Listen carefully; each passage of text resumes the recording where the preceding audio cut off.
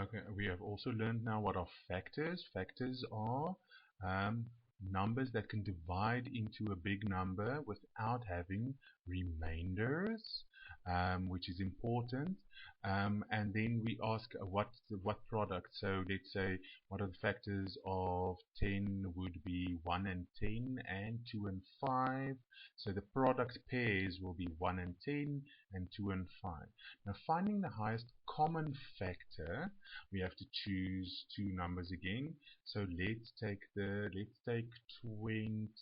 12 and 15.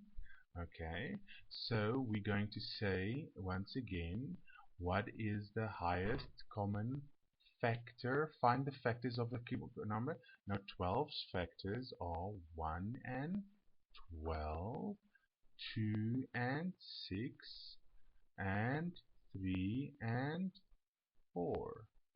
Okay, and now 15's factors are 1 and 15, and then 2 can't go in there, 3 and 5, and then is that the last one? That's the last one. Now we check in there what is the biggest common number of each list. So the highest number that can divide into 12 and into 15. In this case, we see that the only number that is the same for both these are 3. So the highest common factor for 12 and 15 will then be 3. Okay, the last part of multiples and factors, we're going to talk about prime numbers and prime factors.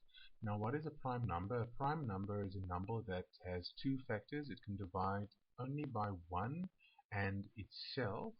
So where you have a normal factor of, so let's say, of 10, you would say 1 and 10, 2 and 5. So they can all go into 10.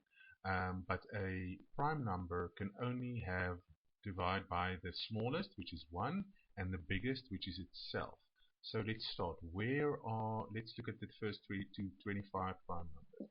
You would have 2, because 2 can be divided by 1 and only by itself. Then 3 can only divide it by 1 and itself.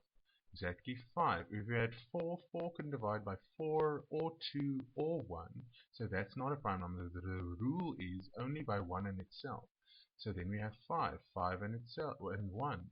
7 can only go divide by 7 and 1. 11 the same, can only be divided by 11 and 1.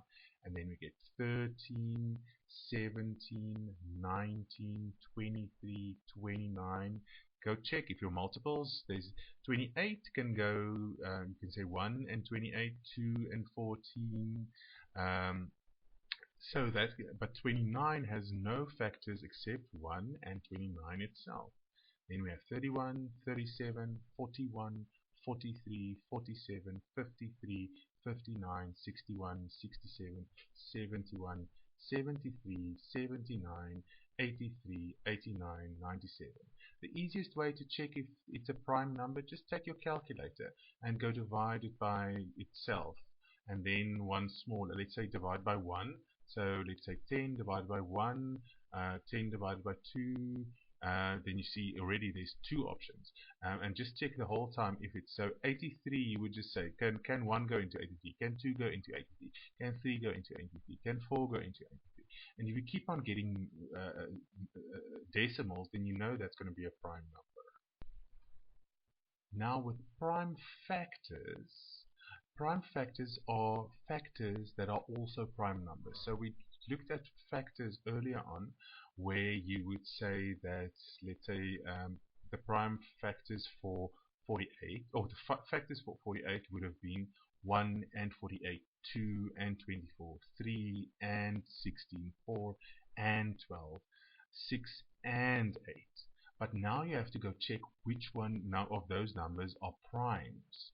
So you're going to say, okay, 1 is not a prime, 2 is a prime, it can only go in itself, and 1, 3 is a prime, 4 is not a prime because there's 4 and 2, 6 can be 3, 6, 3, 2, 8 can be 8 and 4 and 2, 12, so it's only going to be 2, 3. So those are our prime factors of 48.